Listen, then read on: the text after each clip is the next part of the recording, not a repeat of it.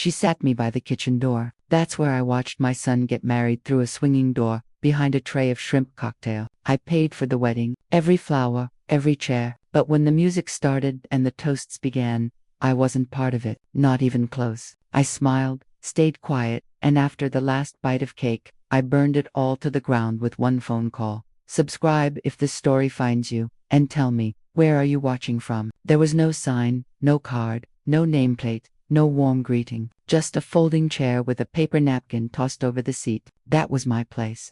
Between a stack of used trays and a wheeled cart with a broken wheel that squeaked every time someone pushed it, I stood there for a few seconds, blinking hard. The scent of marinara hung in the air, thick and sour, clinging to the steam from the kitchen doors. I felt the heat from the ovens against my back, and something inside me twisted.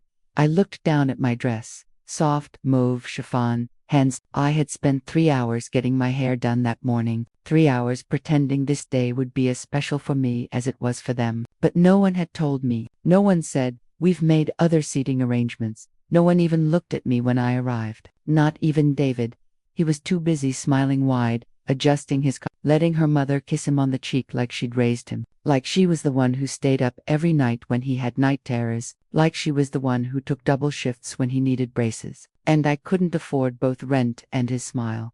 I clutched my little handbag, beige leather, the one he bought me years ago for Mother's Day when he still called me Mama. My hands were shaking. I could feel it in my wrists, a subtle vibration like something electrical trying to escape through my fingertips. The catering manager, a boy who couldn't be more than 20, smiled awkwardly.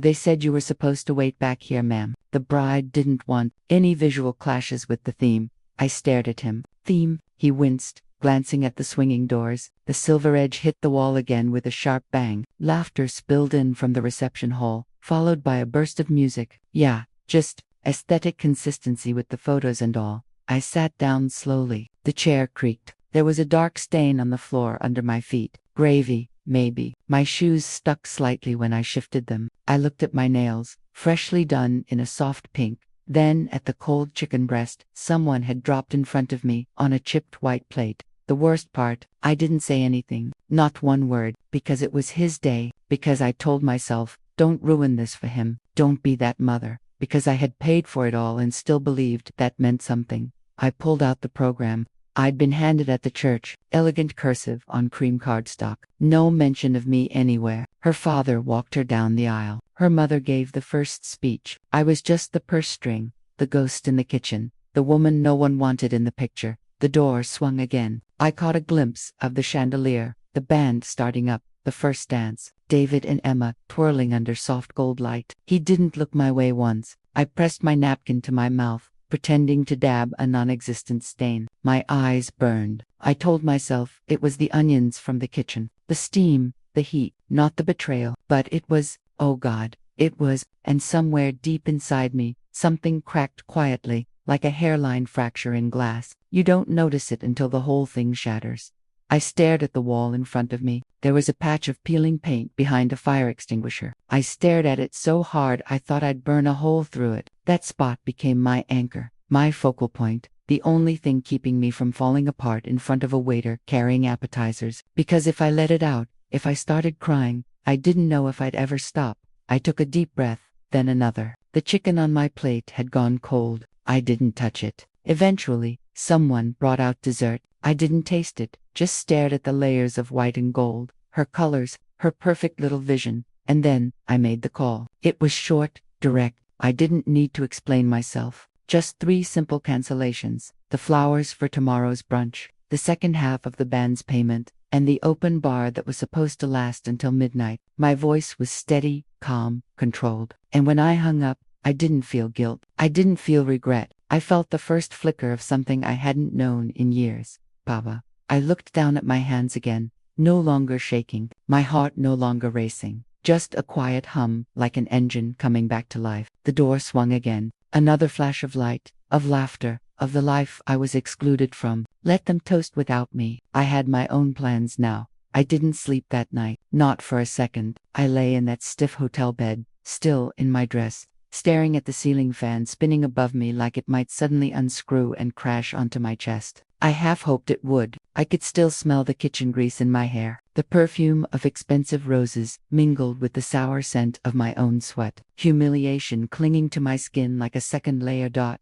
At some point, I kicked off my shoes. My feet were swollen. They'd hurt during the whole reception, but I hadn't dared take them off. I needed to look presentable, even in the kitchen. It was around 4 a.m. when I sat up. The digital clock glowed red. My phone buzzed again on the nightstand. I didn't check it. I already knew what was there. Missed calls from David, from Emma, a message from my niece that just said, "What happened?" Everyone's freaking out. I opened the wedding budget spreadsheet on my tablet. I'd been keeping it meticulously for over a year. I knew every cost, every adjustment, every upgrade, every indulgence Emma asked for, always with a tight smile. And that word she used like a knife wrapped in satin, elevated. "Margaret, we just want something a little more elevated." That's how I ended up agreeing to hand calligraphed invitations from some boutique Etsy vendor in Vermont. That's how the venue changed from the community church hall to a restored barn with chandeliers. That's how the open bar added a custom cocktail menu, and the cake went from 2 tiers to 5. I paid for it all. No one offered to split the cost. Not David, not her parents, and I never asked because I wanted him to have everything I couldn't afford when I was raising him. I scrolled through the transactions. My breath caught when I saw them. 2 unauthorized charges made just days before the wedding. A bar tab from a tasting event. A dress rehearsal dinner upgrade. The same restaurant where they sat me in the back near the kitchen. Again, my stomach clenched. I double-checked the card. My card. Used without permission. And then I saw the note she left on a payment app to one of her bridesmaids. "His mom is covering everything. Might as well go big." Wedding vibes. I didn't cry. Not this time. I felt nothing. That strange, heavy nothing that comes after too much pain. Like my insides had gone numb. Like my nerve endings had curled inward to protect themselves. I reached over and turned on the lamp. The light stung my eyes. I went to the mirror above the dresser. My reflection startled me. There was mascara smudged beneath my eyes. The soft lines of my mouth had hardened into something unfamiliar. My hair was flat, one side crushed from the pillow. I looked like someone who had aged 10 years in one night. But then something shifted. I smoothed my hair back, washed my face, sat down at the desk, and opened my email. I drafted 3 messages. One to the florist. "Please cancel Sunday delivery. The payment balance is withheld. Thank you." One to the band. "Due to changes in the event schedule, we will not require the second performance. Please consider the matter closed." One to the bar vendor. "We're scaling back post-reception services. Please cancel the second shift. Do not process the remaining balance." All were polite, all professional, but final. It was almost dawn when I hit send, and when the sky outside turned from black to bruised blue, I closed my tablet, sat on the bed, listened to the quiet hum of the air conditioning, and for the first time in months, I felt like myself again. I wasn't angry, not yet, but I was done. Done being convenient, done being the wallet, done being the afterthought. Let them figure it out. Let them scramble. Let them remember the moment the music cut off, the bar stopped pouring, the flowers never arrived, and wonder why. And maybe, just maybe, they'd remember who made that wedding possible in the first place. The woman in the kitchen, the one they didn't want in the photos. They didn't know what I would do next. I didn't either, but whatever it was, it would be mine. Monday morning, I brewed coffee and sat by the window again. No makeup, no earrings, just me and the day and the hum of the fridge in the background. David hadn't called since yesterday. The last voicemail had been short, stiff, defensive. "You really made a scene, Mom. Everyone's talking. You embarrassed us. I don't know what you were trying to prove, but you crossed a line." Asterisk, I didn't even flinch when I heard it, because here's the truth, no one likes to say aloud. You can give everything to someone your time. Your money, your lavand, still be disposable. You can build their entire world and still be told you're not part of the aesthetic. The betrayal didn't surprise me anymore. What surprised me was how little I cared now that I'd stopped begging for their approval. Asterisk, that morning, I deleted his contact from my phone. Just the name. The number remained. I didn't need to forget him. I just didn't want his name lighting up my screen like it still belonged there. Around noon, I went out. Grocery store, post office, small errands. Life continued. And in the bakery aisle, of all places, I saw Diane, my cousin, who'd flown in for the wedding. She smiled when she spotted me, but there was hesitation behind it. "Margaret, hey," I nodded. She stepped closer, lowered her voice. "Are you okay?" I met her eyes. "Were you okay?" I asked, watching me sit back there. She flushed. I didn't realize that was on purpose. I thought maybe you." "No," I cut in gently. "You didn't think, that's all." There was a long silence. "I'm sorry," she said finally. "It was wrong. I should have said something." I nodded once. "Thank you." She looked relieved, like that small moment of accountability had freed her. It hadn't freed me, but it was a start. When I got home, I found a bouquet on my porch. Carnations, the cheap kind, already wilting, no card. I didn't bring them inside. Instead, I walked them straight to the trash bin. Later that evening, I checked Facebook. The photo of the check had nearly 100 comments. Old friends, colleagues, neighbors, people I hadn't heard from in years. Some were confused, some were upset, but most understood. One comment stuck out. "This broke my heart, Margaret, and I've never related to something so deeply. Thank you for showing us we don't have to stay quiet."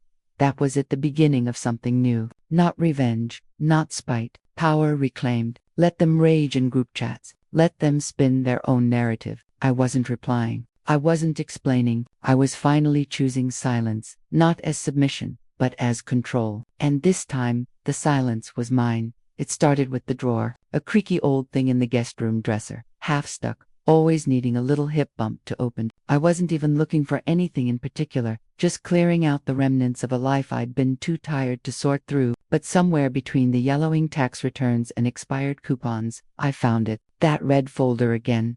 The same one I thought I'd already emptied, but tucked into the sleeve, so thin it might as well have been part of the lining, was a second letter. No envelope this time, just folded once, then again. Handwritten. Same slanted scroll. My ex-husband's signature stared up at me like a ghost. "Michael." It was dated 3 days before his death. "Margaret, if you're reading this, I guess the first letter reached you. I don't know if you opened it. I hope you did. I won't waste time apologizing again. I need to tell you something more, something I couldn't carry with me. David wasn't just someone else's son. He was never supposed to be yours at all. When Emma left him at my door, she didn't want to keep him. She was 18. Terrified.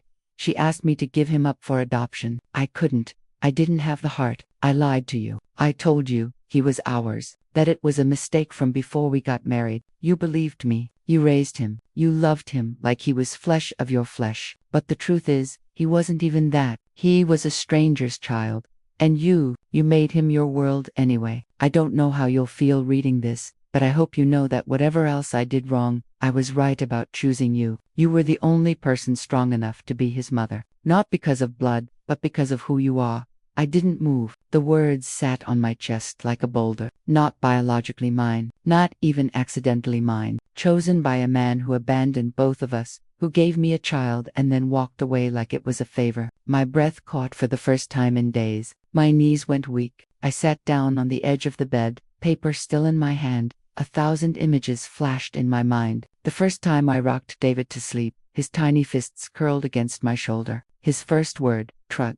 The fever that scared me so badly I drove to the ER barefoot in winter. The science fair project he stayed up crying over when the volcano wouldn't erupt. His first real heartbreak. His laugh when he found out he'd gotten into college. Every moment I thought was ours. I had built my life around this boy. I had shaped my identity around being his mother. And now I had to accept something no one should ever have to. He never truly saw me that way. He loved what I gave, not who I was. Not really. If he had, he never would have let her put me in that kitchen. He never would have stayed silent. He never would have let them erase me. I placed the letter on the bed, smoothed it out with my palm. It didn't feel like betrayal anymore. It felt like freedom. For so many years, I had lived a version of myself that only existed in service to others. Wife, mother, provider, ghost. But now, with that truth staring up at me in ink faded with age, I saw something new. I had power I didn't even realize, because I loved someone completely who never belonged to me. And I never let that stop me, because I chose to stay when others ran, because I made a family even when it wasn't written in blood. And I could choose again. Starting now,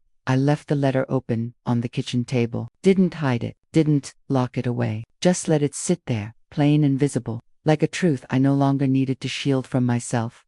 I moved through the house like I was seeing it for the first time. The beige walls, the faded photos of David's high school graduation, the dent in the doorframe from when he crashed his bike trying to ride inside. I used to smile at that dent. Now I just stared at it. That house was a museum of sacrifices. Of all the ways I'd erased myself to keep him whole, the faded armchair I nursed him in, the sewing kit I used to hem his pants, the pantry still full of his favorite cereal, Honey Bunches of Oats. Even though I stopped liking it years ago, it hit me all at once. I didn't know what my favorite cereal was. I didn't know the last book I'd read that wasn't a parenting guide. I didn't remember the last time I spent money on something just for me. I had lived so long being his mother, I'd forgotten how to be a woman, a person. I poured myself a glass of water and sat on the couch. The silence in the house had changed. It didn't feel lonely. It felt honest. My phone buzzed on the side table. David again. A long message this time. A different tone. I don't know what happened. I've been thinking about everything. Emma said she didn't mean to hurt you. I'm sorry if you felt excluded. If I felt, not because we excluded you, not because we left you behind. If I felt, it was still about his perception, his comfort, his distance from blame. I didn't respond. Instead, I picked up the remote and turned on the TV. The hum of a cooking show filled the room. Calm, steady. My eyes drifted to the letter again. He wasn't mine, not biologically, not legally, but I had been his, until he made it clear I was no longer part of the family he was building. The ache inside me wasn't for him anymore. It was for the version of myself I had abandoned to raise someone who never once turned around to ask, "Are you okay, Mom?" All those years, all those birthdays I made special, all those Christmas mornings I stayed up past midnight wrapping gifts, all those "you go sit, I'll do the dishes" kind of days, I never had because no one ever offered. I had been his background music, his safety net, his reliable silence, but no more. That evening, I took every framed photo of us off the wall, not out of anger, not out of spite, but because it was time to stop living in a shrine to a version of motherhood that demanded I disappear. I boxed them gently, wrapped the glass in old towels, labeled the box, "Memories, not obligations." Asterisk, I cooked dinner just for me. A recipe I saw once on a travel show. Lemon butter pasta with roasted cherry tomatoes and garlic. No chicken nuggets. No side of mac and cheese. Just what I wanted. I lit a candle while I ate, played soft jazz, set the table for one. It was quiet, but not empty. It was the sound of reclaiming something I hadn't realized I'd lost. Myself. The invitation list started with silence. No glitter pens. No gold foil. Just a lined yellow notepad and the sound of my pen scratching across it. I wrote the names one by one. Not people I had to invite, but people I wanted to. Claire, my old friend from the ER. Mr. Henderson, my next-door neighbor. Dana from the bookstore. Nurse Janet. No one shared my blood, but every single one had made me feel seen in a way my own son never had. And that was the new theme. People who saw me. It wasn't a wedding, wasn't a holiday, just a dinner at my house, with my food, at my table. No folding chairs, no back kitchens. I spent the next few days getting everything ready, not because I had to impress anyone, but because I wanted to. For the first time in years, I wasn't preparing something for someone else's story. This wasn't about David. It wasn't about redemption. It wasn't about proving anything. It was about making space for joy. For me. I went to the market and picked out the ingredients myself. Fresh basil, garlic, heirloom tomatoes, not a single frozen appetizer tray in sight. I even bought a new tablecloth, blue with sunflowers. It reminded me of something I would have liked when I was 20, before all the responsibilities started stacking up like bricks around my life. On the morning of the dinner, I woke up early and played music while I cooked. My house smelled like garlic, olive oil, and lemon zest, like warmth, like effort, like home. The first guest arrived just before 6, Claire, with a bottle of red and a huge smile. "You look amazing, Maggie." I did. Hair soft, gray at the temples, but loose and confident. A linen blouse, no shapewear, no mascara tears waiting to happen. Just me. They trickled in, after that. 6 guests, laughter at the door, hugs that lasted longer than they needed to, wine being poured without asking permission. We ate at the table I once used for folding laundry and helping David with math homework. Now it was full of passing plates, clinking forks, napkins being dabbed to mouths. I laughed too, really laughed. Somewhere between desert and seconds, it hit me. This was family, not assigned by blood, but chosen, intentionally, authentically. I didn't feel forgotten. I didn't feel managed. I didn't feel small. I felt present. Toward the end of the evening, as we sat under the string lights I'd strung across the back porch, Claire raised a glass. To Margaret, she said, for being the kind of woman who reminds us that it's never too late to take your seat at the head of your own table. Everyone clinked glasses. I laughed softly and meant every word when I raised my glass and said, to finally being seen. The knock came just after noon. Not loud, not urgent, but steady, like he knew I was home and wasn't going to leave until I opened the door. I stood in the hallway barefoot, watching his silhouette through the frosted glass. David. It had been a week since the wedding, 7 days of silence from me, 7 days of unraveling for him. I opened the door slowly. He looked the same, but not really. The suit was gone. So was the glow. He wore a wrinkled t-shirt, dark circles under his eyes. His mouth tightened when he saw me, like he'd rehearsed 10 different ways to start this conversation and forgot them all at once. Hi, Mom. I didn't say it back. I stepped aside, let him in. He hesitated, then walked past me. The house was clean, quiet. Sunlight streamed across the living room floor. On the mantel, the photos were gone, every last one of him. He noticed. His eyes flicked to the empty spaces. Where are the pictures? I ignored the question. Sit down, I said. Come, flat. He obeyed, sinking into the armchair across from me. For a long moment, neither of us spoke. Finally, he sighed, ran a hand through his hair. I didn't come here to fight. I nodded. Good idea. He shook his head. I don't understand what happened. 1 minute everything was fine, and the next you're canceling things, posting checks online. It stung. He didn't ask how I felt. He didn't say I'm sorry. He wanted an explanation. I stood, walked to the hallway closet, and pulled out a box. I set it down gently on the coffee table between us. What's this? He asked. Receipts, I said. Every one from the last 12 months. Venue deposits, dress fittings, caterer down payments. I even covered the extra dance floor you wanted. Remember that? His eyes scanned the papers but didn't touch them. Then I pulled out the next item. The letter. His father's handwriting, unmistakable. I didn't speak while he read. I watched his face. At first, confusion, then recognition, then the slow, creeping shade of disbelief. He looked up. His voice cracked. You knew. I do now, I said. He swallowed hard. So, you're angry because I'm not angry because you're not my biological son, I said, cutting him off. I'm angry because I raised you, David. I gave you everything I had, and when the moment came for you to honor me, to stand up and say, this woman made me, you sat down. He looked down, silent. You let them push me into the kitchen, I continued. My voice didn't shake. You watched them humiliate me, and you said nothing. That's what broke me. Not your DNA, not the money. He finally spoke, barely above a whisper. I didn't think it would matter, Emma said. She said it would be better for the pictures, for the look. I didn't think you'd be hurt. I laughed, cold and brief. You didn't think. Exactly. I stood, walked over to the mantel, and held up one of the empty frames. This used to hold a photo of your kindergarten graduation. You had a missing tooth and marker on your shirt. You ran off the stage straight into my arms. I placed it face down. I'm done holding on to versions of you that no longer exist. He flinched like I'd hit him. Mom, no, I said firmly. I'm not your backdrop anymore. I'm not your bank. I'm not your afterthought. He looked at the floor, his jaw clenched. He nodded slowly. I'm sorry, he whispered. Too little, too late. I picked up the box, closed the lid, and handed it to him. These are yours now. Take them. Every receipt, every record, every reminder of what you chose to overlook. He hesitated, then took the box. I walked him to the door. He paused at the threshold, looked back at me like he was searching for a crack, a softness, a sign that the door might open again later. But it wouldn't. You always said I was your whole world, he said quietly. You were, I replied, and now I'm finally mine. Then I closed the door. The house was warm with laughter, real laughter, the kind that fills your chest and makes your eyes crinkle. The smell of garlic and rosemary danced through the air. The table was set with care. My guests were gathered, sipping wine, sharing stories, and me. I was standing in the kitchen, barefoot, holding a glass of wine, smiling, not waiting to be called in, not hidden behind a door, not forgotten. I was the hostess. I was present. I was seen.